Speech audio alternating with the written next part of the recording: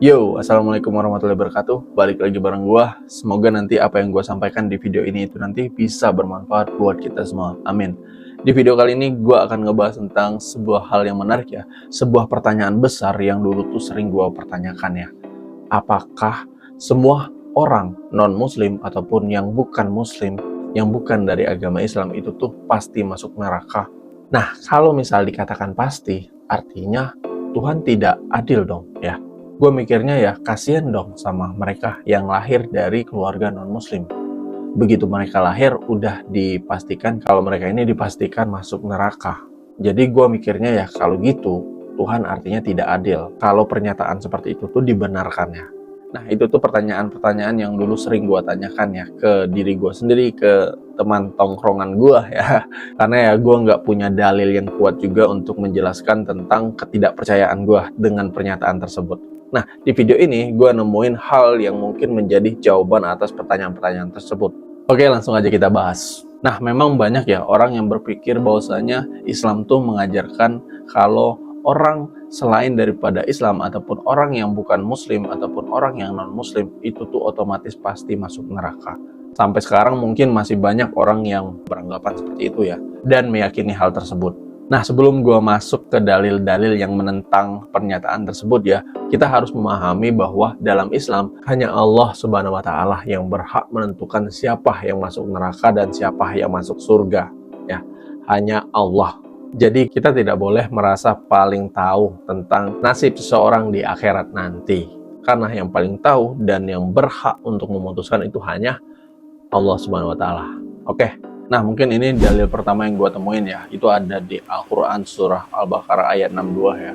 Jadi dikatakan bahwasanya Allah berfirman, sesungguhnya orang-orang yang beriman, orang-orang Yahudi, orang-orang Nasrani, dan orang-orang Sabi'in, siapa saja di antara mereka yang beriman kepada Allah dan hari kemudian serta beramal soleh, mereka akan mendapat pahala di sisi Tuhan mereka. Tidak ada rasa takut pada mereka dan mereka tidak bersedih hati. Nah, ayat ini itu cukup memberi penjelasan bahwasanya ya tidak semua non-muslim otomatis masuk neraka ya. Melainkan ada syarat-syarat tertentu yang Allah tetapkan. Jika seseorang beriman kepada Allah di hari akhir dan beramal soleh, maka Allah bisa memberikan pahala kepadanya. Kemudian ada dalil kedua menjelaskan juga ya tentang Al-Quran surat Al-Isra ayat 15. Dan kami tidak akan mengazab sebelum kami mengutus seorang rasul. Jadi Tuhan tuh nggak akan mengazab orang-orang sebelum diutus kepadanya seorang rasul. Jadi bisa gue simpulkan juga bahwasanya Tuhan tuh nggak akan mengazab ya, nggak akan mengazab seseorang jika ajaran Islam itu belum sampai kepadanya ya. Dan orang tersebut tuh nggak akan dihukum ya, kalau misalnya belum sampai kepadanya dakwah-dakwah tentang Islam, dakwah-dakwah tentang ajaran-ajaran Islam. Nah, orang tersebut tuh nggak akan dihukum. Dan ini tuh berarti bahwasanya orang yang tidak tahu tentang ajaran Islam secara benar tidak serta-merta akan dimasuki ke dalam neraka, guys. Jadi statement yang mengatakan bahwasanya semua non-muslim pasti masuk neraka itu tidak dibenarkan ya.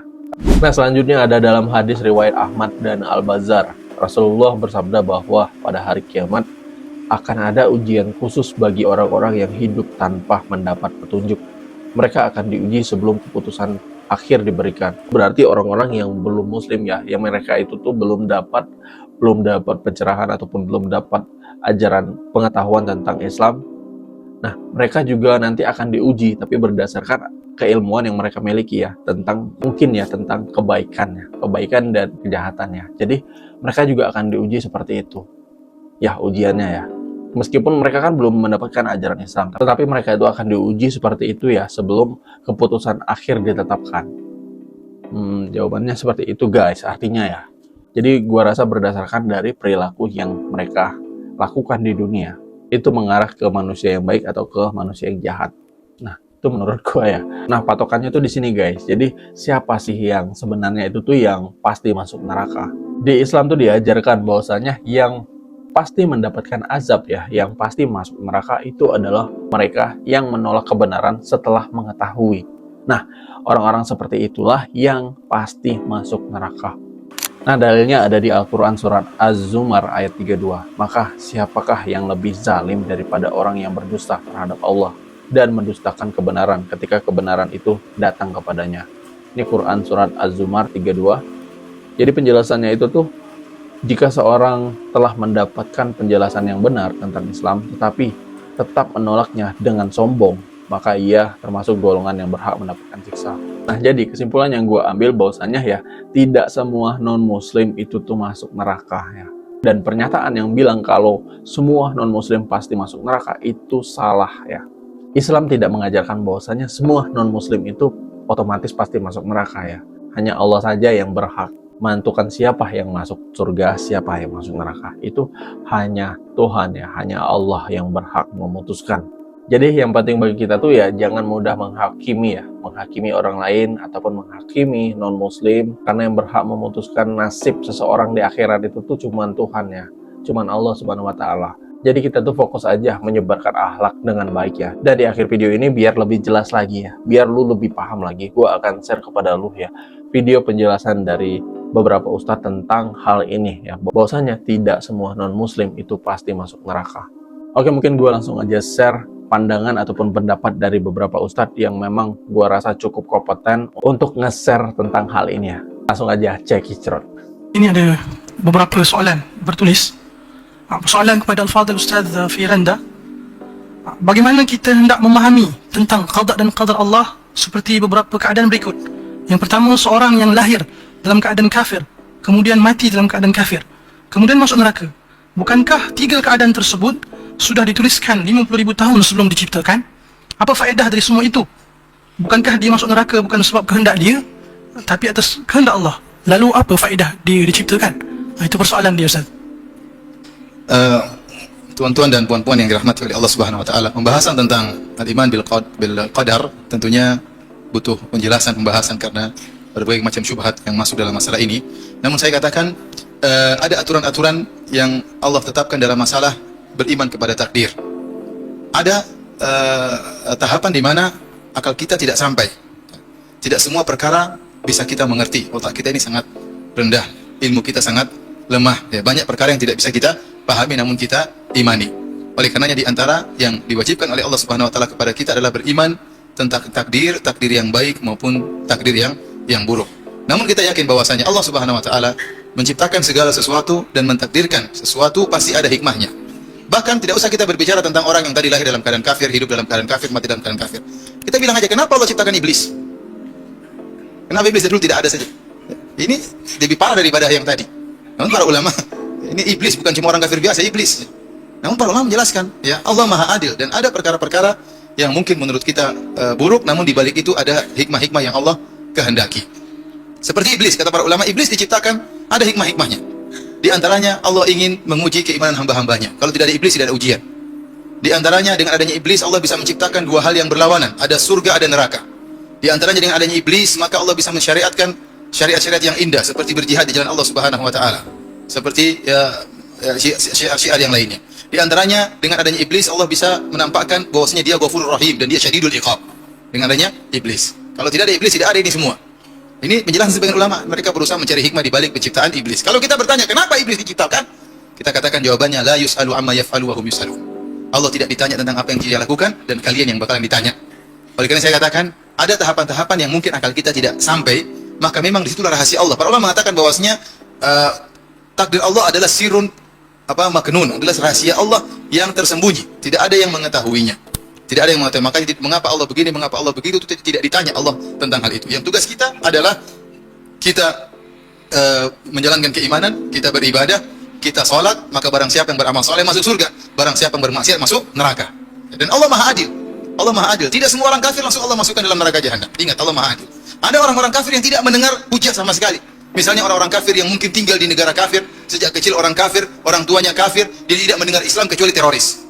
Bagaimana dia masuk Islam? Orang ini tentunya Allah Maha Adil. Allah punya muamalah tersendiri dengan orang ini. Apakah nanti Allah uji nanti? Yang jelas Allah Maha Adil. Kita tidak usah tanya kenapa begini, kenapa begitu. Itu urusan Allah Subhanahu wa taala. Yang penting Allah Maha Adil. Allah mengetahui si fulan berhak masuk neraka, si fulan berhak masuk surga. Allah lebih mengetahui. Karena sebagian orang mengatakan, Ustaz, kalau saya sudah ditakdirkan masuk neraka, maka buat apa saya beramal soleh? Saya bilang, kalau kau tahu kau masuk neraka, tidak usah beramal soleh. Tapi kalau kau tak tahu, bagaimana kau berdalil dengan sesuatu yang kau tidak tahu? Oleh karena saya bilang, masalah takdir masalah panjang ya. Artinya, tetapi saya katakan ada tahapan di mana akal kita tidak bisa bertanya. Tatkala bertanya kenapa Allah menciptakan ini, kenapa Allah menciptakan itu, nanti bagaimana? Sekarang tidak usah perkara panjang-panjang. Saya saja, kalau anak saya tanya, ayah, bagaimana sih handphone ini kok bisa bekerja? Kok bisa saya lihat wajah ayah di handphone? Aduh, saya nggak bisa jelaskan. Saya sudah S3 sekarang di Madinah, saya tidak bisa jelaskan handphone, yang penting bisa dipakai. Bagaimana saya tidak tahu? Artinya banyak perkara yang tidak bisa, kecuali kalau otak kita ilmunya sama dengan Allah Subhanahu wa taala, mungkin kita paham. Tapi otak kita tidak, kecil sekali ilmu kita. Maka ada perkara-perkara yang itu rahasia Allah Subhanahu wa taala, maka tidak perlu kita bertanya-tanya, yang jelas kita yakin Allah Maha Adil dan seluruh takdir Allah ada hikmahnya di balik. Wallahu alam. Ini pengetahuan yang barangkali baru bagi sebagian orang. Tapi harus saya katakan karena inilah akidah yang saya terima dari Al-Azhar Syarif yang diajarkan sama guru-guru saya. Dan ini bisa menjawab kekeliruan sebagian orang yang terlalu sinis dalam melihat agama. Lihat, kita ini sebagai muslim meyakini betul bahwa Islam adalah satu-satunya agama yang benar. Dengan alasan yang tadi kita katakan, mengajarkan iman kepada semuanya dan bukti-bukti kebenarannya juga jelas. Bukan di sini tempat yang mengajarkan bukti-bukti itu ya. Silakan baca buku. Inna dina indallahil Islam, itu tegas. Tapi pertanyaan sekarang, bagaimana nasib orang-orang di luar Islam? Masuk neraka semuanya nggak itu? Masuk neraka semuanya nggak? Iya, kan? Ada jawaban begitu. Salah, Bu. Itu jawaban salah. Itu jawaban salah. Jadi saya tidak mengada-ngada. Saya tidak mengada-ngada. Jawaban yang benar, lihat. Ada prinsip begini. Orang itu hanya dikatakan kafir kalau sudah sampai kepadanya dakwah Islam. Ibu sadar nggak? Di luar sana, di pelosok-pelosok, di kutub utara lah. Jangankan di kutub utara, di Indonesia di pojok-pojokan sana, yang nggak mungkin ya, nggak ada teknologi, nggak pernah mendengar kata Islam, nggak pernah mendengar kata Nabi Muhammad, nggak pernah mendengar agama kita sama sekali. Adil nggak kalau nanti sama Allah disiksa jadi orang kafir? Padahal dia menjadi non-muslim tanpa dia minta, betul nggak? Kita ini kadang-kadang ngasih jawaban yang nggak benar. Makanya orang lihat, ih egois banget orang Islam ya. Semuanya katanya dibilang kafir semuanya. Semuanya dibilang masuk neraka, dia doang yang masuk surga. Emang jawabannya juga salah, dasarnya bukan begitu. Yang benar, meskipun kita meyakini Islam sebagai agama yang benar, kita tidak menafikan ada orang-orang non-muslim yang belum mengenal Islam. Belum mengenal Islam. Bagaimana hukumnya mereka? Para ulama menjelaskan orang-orang non-muslim yang belum mengenal Islam sama sekali itu dihukumi hukumnya seperti ahlul fatrah. Ahlul fatrah itu artinya orang-orang yang hidup di zaman antara dua nabi. Antara Nabi Isa dengan Nabi Muhammad itu kan panjang tuh. Ada orang-orang yang hidup di antara keduanya. Gak ada Nabi. Bagaimana hukum mereka? Hum minan najin. Mereka itu selamat. Adilnya Allah kayak gitu tuh. Selama dakwah Islam belum sampai kepada yang bersangkutan, maka dia dihukumi sebagai orang-orang yang akan selamat. Adil gak, Bu? Di masa Allah disiksa, sementara dakwah beriman belum sampai kepada dirinya, ya gak? Untuk orang zaman sekarang, penjelasan kayak begini masuk akal, ya kan? Dan lebih adil gitu, lebih fair. Belum sampai kayak beginilah, ibaratnya siswa belum dikasih pelajaran, belum diajarin, tapi udah diuji, terus diancam lagi. Kalau misalnya kamu gagal, akan aku siksa kamu. Kan gak adil, Pak. Ya ajarin dulu lah materinya, sampaikan ke dia, diserap sama dia. Udah dikasih, udah dibimbing, gak belajar, malas, diuji, gagal, baru dikasih sanksi, gitu kan? Sama Allah juga kira-kira tuh manusia diperlakukan secara adil. Ada manusia-manusia yang Allah ciptakan sebagai muslim, sebagai non-muslim. Yang non-muslim ini kalau benar gak pernah kenal Islam, itu tidak akan disiksa sama Allah. Apa dalilnya? Wa ma kunna mu'adzibina hatta nab'atha rasula. Kami tidak akan mengazab suatu kaum sampai kami mengutus seorang rasul. Jadi sebelum sampai kepadanya dakwah Rasul, maka dia termasuk orang yang akan selamat. Bahkan Imam Baijuri dalam Tuhfatul Murid mengatakan, hatta wa in abadul asnam. Sekalipun dia menyembah berhala, kalau dia benar-benar belum menerima dakwah Rasul, maka dia akan selamat. Sebagian ulama lain mengatakan, enggak, penyembah berhala dikecualikan. Jadi kalau ada orang hidup di zaman antara dua nabi, enggak nyembah berhala, dia selamat. Tapi kalau nyembah berhala, katanya enggak. Perbedaan pendapat ulama. Tapi intinya, kalau belum sampai dakwah Islam kepadanya, dia enggak bisa dihukumi kafir. Belum selesai sampai situ, Bu. Ada orang, oke, gimana kalau udah sampai? Udah sampai kepadanya ajaran tekan untuk berislam. Tapi dianya nggak bisa mikir. Otaknya error. Nggak bisa mencerna. Kafir apa enggak? Enggak. Adilnya Allah, adilnya agama kita. Kalau ada orang non-muslim, sampai kepadanya dakwah Islam, tapi dia tidak bisa mencerna dakwah itu, maka dia juga dihukumi sebagai hukumnya seperti ahlu fatrah yang akan selamat. Oke, udah sampai, dianya bisa berpikir, tapi cara penyampaiannya salah. Sehingga membuat dia kabur pandangannya tentang Islam itu. Islam itu kayak ISIS saja gitu, haus darah begitu. Bagaimana hukumnya? Sama juga. Dia tidak dihukumi kafir. Lihat itu. Betapa adilnya agama kita memperlakukan umat agama lain. Hatta kalaupun nih, kata Syekh Shaltut, Grand Syekh Al-Azhar, kalaupun dia itu sudah sampai kepadanya dakwah, dia bisa mencerna yang disampaikan dakwahnya benar, tapi dia masih dalam proses mencari, dhalla yanzur wa yufakkir, terus menerus mencari, mati di tengah jalan, gak sampai pada tujuan, dia pun tidak dihukumi sebagai orang kafir yang akan diabadikan di dalam neraka. Lihat betapa agama Islam memperlakukan secara adil orang-orang yang terlahir sebagai non-muslim. Azan dulu ya. Azan dulu. Jadi keyakinan kita bahwa Islam satu-satunya agama yang benar tidak menafikan bahwa di luar sana ada orang-orang yang belum sampai dan masih mencari kebenaran Islam itu. Dan kata ulama besar Al-Azhar, Syekh Mahmud Shaltut, kalau ada orang semacam itu, dia mencari dengan penuh ketulusan dan kejujuran. Nyari Islam ini benar apa kagak gitu loh. Tanpa ada kesombongan, tanpa ada kepentingan, benar-benar pengen belajar. Gak sampai, mati di tengah jalan. Kata Syekh Shaltut, kalaupun dia masuk neraka orang ini, dia tidak akan diabadikan di dalam neraka. La yukhallad finnar. Lalu siapa orang kafir yang kelak akan diabadikan dan diancam dengan keabadian di neraka itu? Siapa itu? Orang yang sudah akil balik, sampai kepadanya dakwah Islam dengan cara yang benar. Wa kana ahlan lin nazar. Dia sendiri bisa mencerna dan berpikir. Kemudian dia setelah dikasih dakwah Islam itu, dia mengingkari dengan kesombongan dan kepongahan. Padahal dia tahu ini agama benar, diingkari. Itu mirip kayak orang 2 tambah 2, harusnya kan 4. Dia bilang, Pak, 2 tambah 2 8. Sombong.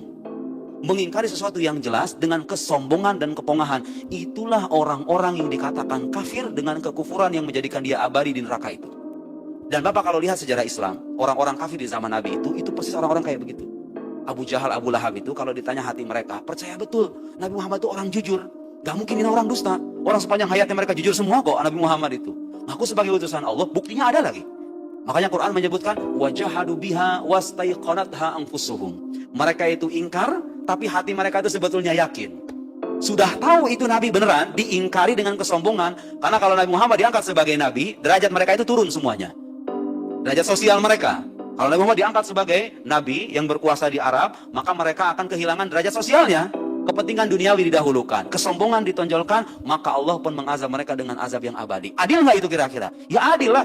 Udah dikasih panca indera, dikasih otak, bisa berpikir, bisa bertanya, bisa mencari, tahu Islam ini benar, masih diingkari juga. Kan nggak tahu diri itu namanya. Sangat wajar. Lihat, penjelasan semacam ini lebih cocok tuh untuk orang zaman sekarang ketimbang kita bilang, enggak, Islam benar, semuanya masuk neraka semuanya. Nggak ada itu bu acara begitu. Hatta kalaupun kita belajar akidah dengan cara yang tepat, di buku-buku akidah itu nggak dikatakan bahwa semua yang non-muslim akan masuk neraka. Nggak ada itu. Nggak ada ulama yang mengatakan begitu. Kenapa? Alasannya itu tadi. Ada orang-orang di luar sana belum sampai kepadanya ajaran Islam. Atau sudah sampai tapi belum jelas. Atau sudah jelas tapi dia masih proses mencari. Maka yang mencari ini nggak dihukumi kafir dengan kekufuran yang menjadikan dia abadi di neraka. Jadi siapa yang bilang bahwa kita itu egois, umat yang egois, seolah mengatakan surga hanya milik kita saja? Mungkin nggak kalau begitu non-muslim masuk surga? Lihat, jawabannya hati-hati. Mungkin, tapi bukan karena agamanya. Karena dia belum mengenal agama Islam yang sesungguhnya. Betul nggak? Lihat jawaban saya, jawaban hati-hati. Bukan berarti kita mengatakan agama mereka benar, agama mereka itu bisa bikin mereka masuk surga. Enggak, agama mereka salah, kita koreksi. Tapi mereka itu mungkin masuk surga bukan karena dengan agamanya, tapi karena mereka boleh jadi belum mengenal Islam dengan pengenalan yang sesungguhnya. Allah toleransi mereka, bisa jadi Allah berikan rahmatnya. Ini penjelasan-penjelasan kayak begini bu, adanya di ruang kuliah, tapi harus disampaikan ke orang awam, supaya apa? Supaya menghilangkan kesalahpahaman di luar sana, seolah-olah kita ini umat yang egois yang hanya memotong surga itu, mengkapling surga itu hanya untuk satu golongan saja. Salah. Saya pernah ceramah kayak begini sebuah masjid, habis itu langsung di blacklist. Karena terasa aneh, terasa asing. Loh saya itu tiap hari begini penjelasannya dalam kitab akidah itu. Disangkanya ini penjelasan liberal, penjelasan aneh. Enggak.